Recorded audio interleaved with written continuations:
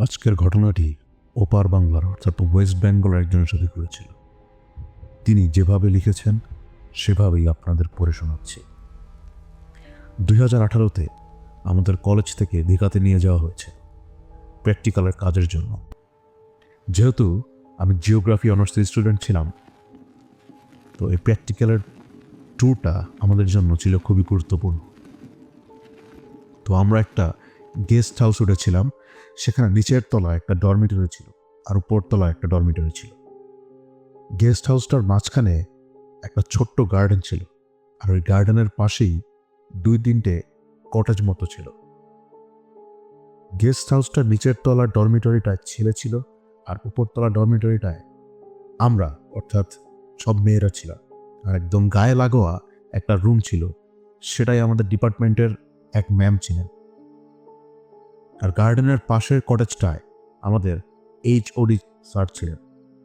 আর বলে রাখি, হলিডে হোমটা বাইরে থেকে ভীষণ সুন্দর হলেও ভিতরের ঘরগুলো বেশ পুরনো ছিল, আর বিশাল বড় বড় ব্যালকনি ছিল। প্রথম 2 দিন আমরা কিছুই বুঝতে পারিনি, কিন্তু তৃতীয় দিন ডিনার করে যখন সবাই মিলে শুয়ে শুয়ে গল্প করছি, তখন প্রায় রাত 2টোর কাছাকাছি। হঠাৎ আমাদের ডরমিটরির পাশের যে রুমটায় আমাদের ম্যাম ছিলেন, ম্যামের সাথে একটা স্টুডেন্টও ছিল। ম্যাম আর ওই স্টুডেন্টটা এসে দরজা ধাক্কা দেয় খুব জোরে জোরে। আমি উঠে গিয়ে যখন গেট খুলি, তখন দেখি ওরা কেমন ভয়ে জড়সড় হয়ে গেছে। ওরা ভয়ে আমাদের ঘরে এসে দরজা বন্ধ করে দেয়। আর আমরা জিজ্ঞেস করতে বলে ওদের ঘরের লাইটটা হঠাৎ করে কেমন যেন ব্লিঙ্ক করছে। ওরা যতবার লাইটটা জ্বালাচ্ছে, কিছুক্ষণ পর আবার বন্ধ হয়ে যাচ্ছে। ওরা ভয়ে উঠে বসে থাকে। তার কিছুক্ষণ পরই দরজায় কে যেন নক করছিল। ওরা উঠে খুলতেই কাউকে দেখতে পায়নি। শেষে ওরা ভয় পেয়ে আমাদের ডরমিটরিতে চলে আসে। আমরা সবাই ঘটনাটা শুনে ভয় পেয়ে যাই।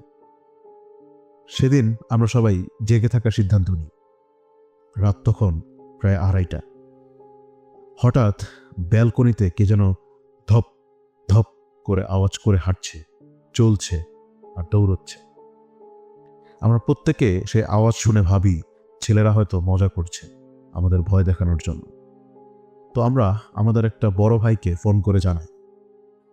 সেই বড় ভাই উঠে দেখতে এসে দেখে যে একটা লম্বা করে ছেলে হঠাৎ করে 2তলা ব্যালকনি থেকে সোজা নিচে ঝাঁপ মারে।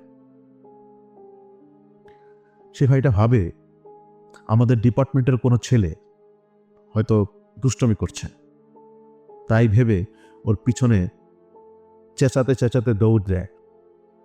কিন্তু নিমিষের মধ্যে ছেলেটা দৌড়ে গিয়ে আমাদের HOD এর কটেজের দিকে চলে যায়। বলে রাখি, আমাদের HOD যে কটেজে ছিলেন তার পাশে বিশাল বড় পাঁচিল ছিল। পাঁচিলটা এতটা লম্বা যে মই ছাড়া ওখানে ওঠার কোনো সম্ভাবনা নেই। তো যাই হোক, সে সিনিয়র দাদা কটেজের সামনে গিয়ে দেখে ছেলেটা আর নেই। দাদা গিয়ে HOD স্যারকে নক করে জিজ্ঞেস করে যে ওনার রুমে কেউ এসেছে কিনা, বাট স্যার রুমে একাই ছিলেন। তো যথারীতি সে পুরো ঘটনাটা স্যারকে জানায়। স্যার আর সেই সিনিয়র দাদা আমাদের কাছে এসে বলে যায় যে যতই আওয়াজ হোক, রুমের দরজা যেন আমরা আজকে না খুলি। তো সেই রাতটা সবার জেগেই কেটে যায়। পরের দিন সকালে যেটা দেখি তা দেখে সবার হাত পা ঠান্ডা হয়ে যায়। স্যার সকালে গেস্ট হাউসের ম্যানেজারকে ডেকে CCTV চেক করেন আমাদের সবার সামনে। যে টাইমে কালকে ঘটনাটা ঘটেছে, ক্যামেরায় যখন রেকর্ডটা দেখেছি, দেখলাম যে আমাদের সিনিয়র দাদা দৌড়ে দৌড়ে কটেজের দিকে গেল, বাট যার পিছনে দৌড়াচ্ছিল তাকে ক্যামেরাতে দেখাই গেল না। আমাদের সমস্ত ব্যাপারটা বুঝতে বাকি রইল না। সবাই ভয়ে কুঁচকে গেছিলাম। পরে স্যার আমাদের গেস্ট হাউসের রাঁধুনির কাছে জানতে পারে যে অনেক বছর আগে একটা ছেলে ব্যালকনি থেকে ঝাঁপ দিয়ে সুইসাইড করেছিল। এখনো অনেকে নাকি মাঝে মাঝে এরকম দেখতে পায়, বাট কখনো নাকি কারো কোনো ক্ষতি করেনি।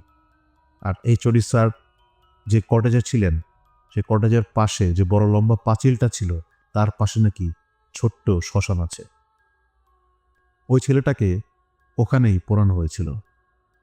তো এইসব ঘটনা জানার পর সেদিনই আমরা পুরো ডিপার্টমেন্ট গেস্ট হাউস চেঞ্জ করে অন্য হোটেলে চলে যাই।